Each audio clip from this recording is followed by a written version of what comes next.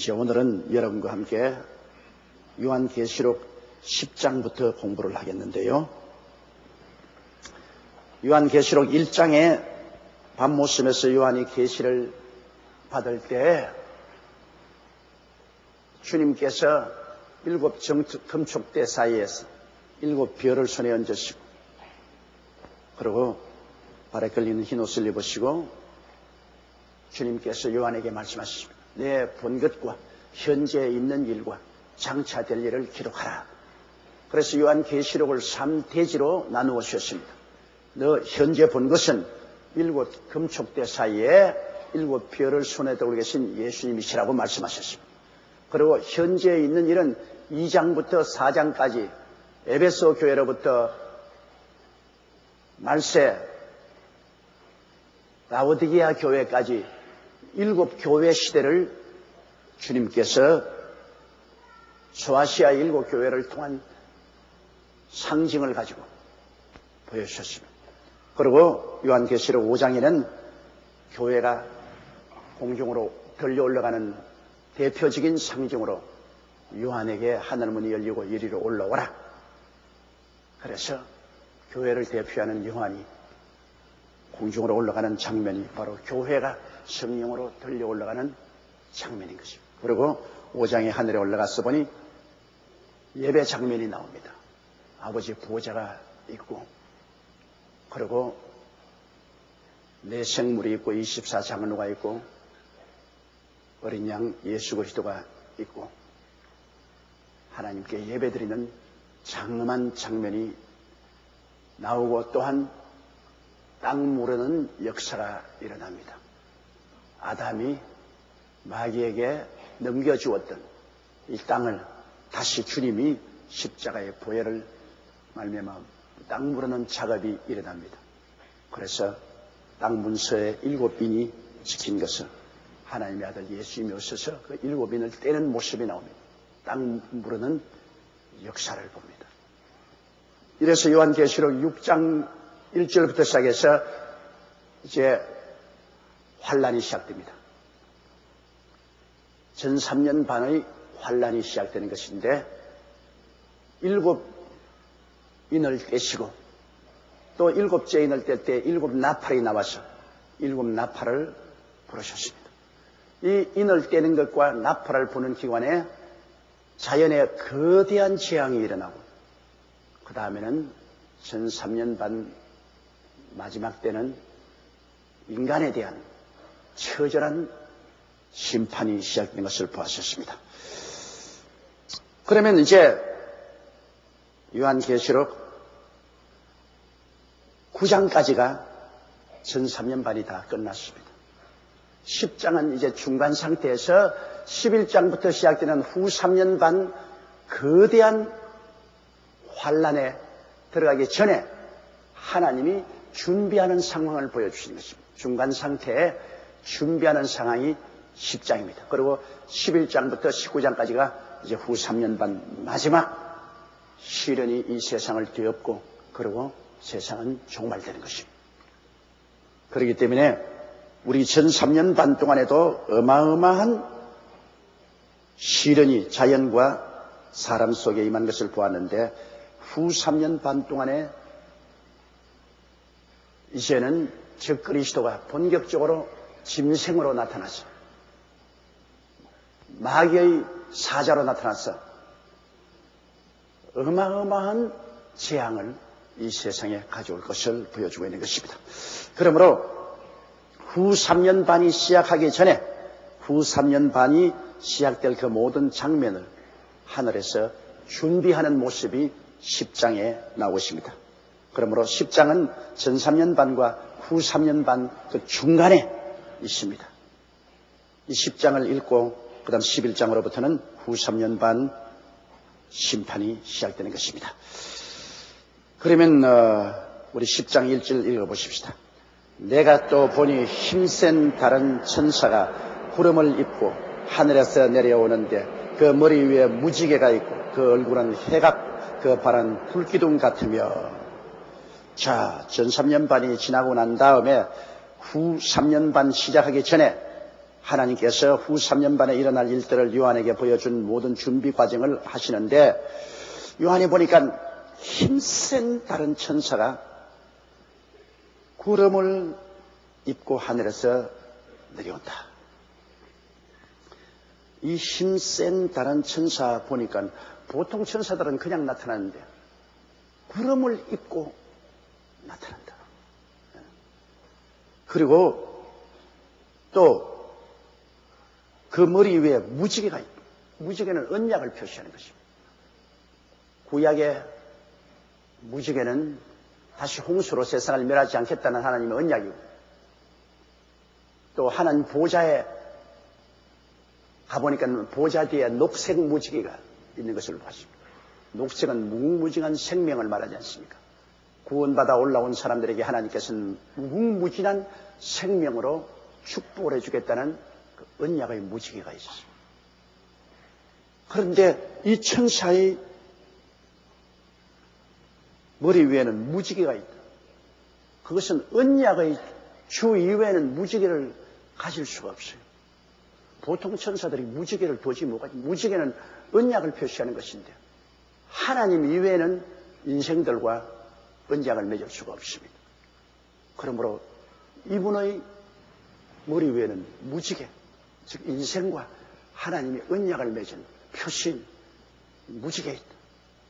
그러므로 구약도 아닌 신약시대 마지막에 있는 이 무지개니까 이것은 구원의 언약, 신약의 언약을 표시하는 것이라고 볼 수 있습니다. 그리고 그 얼굴은 해같고,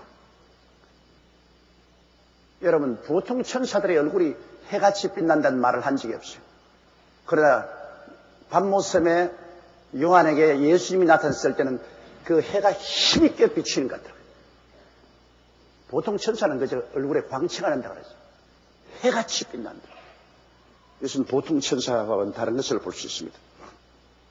그 발은 불기둥 같은, 그 발은 요한계시록에 요한에게 나타날 때는 단 주석 같은, 아주 단 놋 같은데 여기에는 보니까 그 발은 불기둥 같은, 발이 얼마나 광채가 나는지 불기둥같이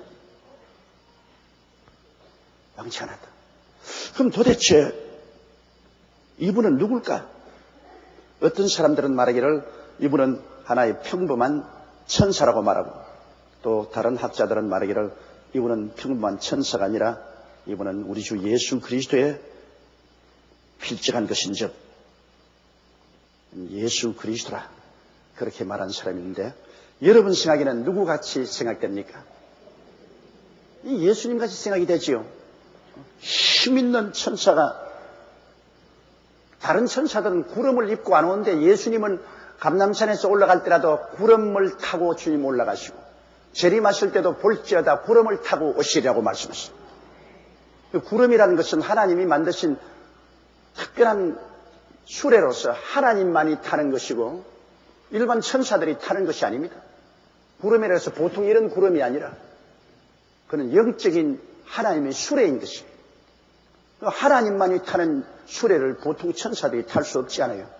그러니 힘센 다른 천사같이 보이는데 구름을 입고 구름의 수레를 타고 하늘에서 내려오는데 그 머리에 언약의 무지개가 있고 그 얼굴은 해같이 빛나고 그 발은 불기둥 같은. 이건 뭐 아무리 설명해도 예수님이시지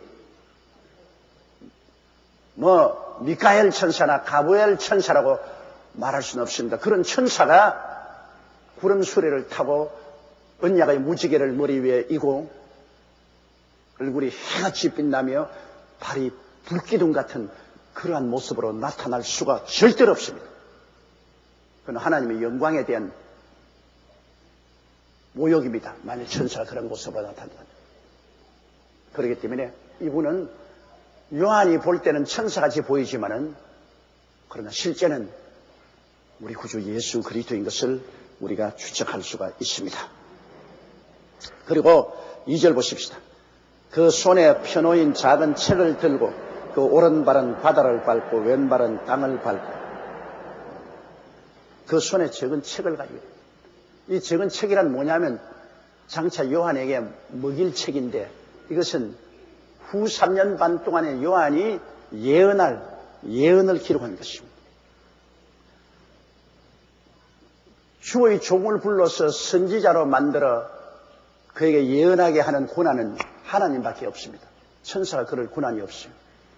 우리 주 예수님께서 그 예언서를 후 3년 반 동안에 일어날 것을 요한이 예언하는 그 내용을 책으로 만들어서 가지고 왔습니다. 나중에 요한 보고 먹으라고 합니다. 하나님께서 선지자의 사명을 줄 때는 구약시대도 보면 에레미야에게도 말씀을 먹으라고 했으며 에스겔에게도 주님께서 말씀의 두루마기를 먹으라고 말하셨습니다. 그러므로 이것은 선지의 사명을 주는 것을 말하는 것입니다. 계속해서 후 3년 반 동안에 선지자로서 예언할 수 있는 그 말씀, 그 손에 펴놓인 작은 책을 들고 오른발은 바다를 밟고 왼발은 땅을 밟고, 바다를 밟고 땅을 밟았다는 것은 바다도 내 것이고 땅도 내 것이라 그 말인 것입니다, 여러분. 하늘과 땅의 모든 권세를 내게 주신 이 권세 있는 자의 주장입니다. 땅을 발로 밟았다. 바다를 발로 밟았다. 하나님께서 여호수아에게 말씀하기를 내 땅으로 밟는 곳을 내가 다 내게 주었노라고 말하셨습니다. 그럼 이 천사가 하나는 땅을 밟고 하나는 바다를 밟았다는 것은 땅도 하나님이 주셨고 바다도 이분에게 주시다는 것입니다. 예수님이 하늘과 땅의 모든 권세를 다 가지고 있는 것을 보여주는 것입니다. 예수님이 십자가에 못 박여 몸짓고 피를 흘려 이 땅을 대속했습니다. 이 아담과 하와가 마귀에게 넘겨준 것을 하나님 앞에서 이 땅을 대속했기 때문에 이제는 당당하게 주님께서 땅 문서를 소유하고 내 땅이라고 해서 그 땅을 밟고 바다도 밟았습니다. 지구 전체가 주님 것이라는 것을 주님께서 당당하게 주장하는 것입니다. 그 다음 셋째요. 사자의 부르짖는 것까지 큰 소리를 외칠 때 7 우레가 그 소리를 바라더라. 사자의 부르짖는 것같이 큰 소리를 외친다 했습니다. 여러분, 사자는 유다 지파의 사자, 그것은 우리 구주 예수를 말하는 것입니다. 천사가 사자같이 외치지 못합니다. 사자 후를 바라는 것은 우리 주 예수님 유다 지파의 사자 예수 그리스도가 이겼다고 말하는 것입니다. 승리자의 외치는 것입니다. 예수님께서 한 발은 땅을 밟고 한 발은 바다를 밟고 사자 소리같이 외치는, 그 외치니까 7 우레가 진동을 합니다. 이것은 뭐냐? 이제 주님께서 주권 회복에 대한 선언을 말하는 것입니다. 이제 오랜 세월 동안 아담의 반역을 통해서 마귀에게 땅과 바다를 찬탈당했으나 이제는 주님께서 이 모든 것을 결정적으로 회복한다는 주님의 주권 선언인 것입니다. 땅과 바다와 그 가운데 있는 모든 것은 이제는 예수 그리스도의 것이 되었다. 이 만왕의 왕 만주의 주로서의 사자같이 외치는데 그 외치는 음성이 7 우레같이 우렁 외치죠. 요한이 그거 다 알아들었어요. 예수님의 외침을. 그러나 그 후에 보면 주님께서 그것은 기록하지 못하겠습니다. 주님께서 외치는 그 선언은 장차 주님께서 우리에게 깨닫게 해주실 것이므로 요한계시록 내에서는 그것을 기록하지 말라고 명령하는 것입니다. 하나님의 계획이 요한계시록에 다 기록되었지만은 그러나 아직까지 기록되지 않은 것이 주님께서 외친 7 우레 소리입니다. 우레가 아니라 주의 말씀인데 요한이 다 알아들었어요. 받아 찍으려고 하니까 못 찍으려고 했는데 이것은 장차 우리에게 주님께서 천년왕국 시대나 신전신지 무궁세계로 들어갈 때 반드시 보여줄 말씀인 줄로 생각하고 있는 것입니다. 4절요. 7 우레가 발할 때 내가 기록하려고 하다가 곧 들으니 하늘에서 소리가 나서 말하기를 7 우레가 발한 것을 인봉하고 기록하지 말라 하더라. 여러분, 하나님의 계시는 우리에게 깨닫게 해주실 때 우리 것이죠. 하나님께서 인봉한 것은 우리가 알지 못합니다. 그러므로 하나님이 성경에 계시해 주지 않은 것은 우리가 자꾸 질문하고 알려고 하면 안 됩니다. 사람들이 많이 질문하는 것이 있습니다. 그 질문이 왜 에덴 동산에 마귀가 들어와서 시험하게 했느냐? 하나님 미리 아시고 마귀를 못 들어오게 할 수 있는데 왜 들어오게 했느냐? 이런 질문도 하고, 그리고 아담과 하와를 하나님께서 타락하지 못하게 막지 못하느냐? 뭐 그런 질문도 하고, 왜 하나님께서 전지전능하신데 사람 만들어 놓고 노아 홍수 때 후회했느냐? 후회할 일 왜 하셨느냐? 전지전능하시면 후회 안 할 일을 미리 하시지. 뭐 이런 여러 가지 질문을 하십니다. 여러분, 성경에 하나님께서 분명하게 뜻을 밝혀놓지 않은 것에 대해서 우리가 쓸데없는 질문하면 안 됩니다. 그런 질문 자꾸 하는 사람은 하나님께서 뭘 한지 압니까? 어떤 사람이 초대 교부 신학자에게 와서 아담과 하와를 짓기 전에 하나님 뭘 하셨습니까? 그 물으니까 너같이 20만 사람 지옥 보내려고 지옥을 준비하고 있었다. 우리는 창세기부터 요한계시록까지 성경에 기록한 말씀 밖에는 나가지 말아야 되는 것입니다. 하나님이 우리에게 알려주실 것이 있고 안 알려주실 것이 있습니다. 우리에게 깨닫게 해주실 일이 있고 비밀이 있습니다. 가정에도 그렇지 않습니까? 자녀들이 부모에게 온갖 질문을 다 할 때 부모들이 자녀에게 알려줄 사항이 있고 못 알려줄 사항이 있습니다. 그건 장차 크면 알려줘요. 초등학교 다니는 자녀가 와서 아버지, 우리 집 재산이 얼마나 됩니까? 현찰은 얼마고 부동산은 얼마입니까? 매달 수입은 얼마면 매달 지출은 얼마가 됩니까? 그런 거 물으면 부모님이 뭐라 합니까? 밥이나 먹고 공부나 열심히 해라. 그런 것은 네가 지금 알 일이 아니다. 네가 나중에 커서 상속을 받을 때 되면 알게 될 것이고 지금은 그런 거 알 때가 아니다. 지금 네가 할 일은 열심히 밥 먹고 운동하고 공부하고 미래를 위해서 준비하는 거다. 이렇게 말할 것입니다. 그런 것을 자녀들에게 계시할 때가 아닙니다. 이처럼 하나님께서 우리에게 아직까지 가르쳐줄 때가 안 된 것은 하나님의 비밀로 지키는 거예요. 하나님의 비밀은 우리가 꼭 지켜야 될 것입니다. 그러나 나중에 때가 되면 하나님의 비밀의 문을 열어서 우리에게 다 깨닫게 해주십니다. 여러분, 하나님 아들 예수 그리스도에 대한 것은 구약시대 사람은 전혀 몰랐습니다. 성경에 이사야 53장에 혹은 시편 22편에 그렇게 뚜렷이 예수님에 대한 이야기를 해놨어도 그들은 인봉을 해놓은 것이기 때문에 눈을 떠서 보아도 보지 못했습니다. 귀로 들어도 깨닫지 못하고 마음으로 알지 못했습니다.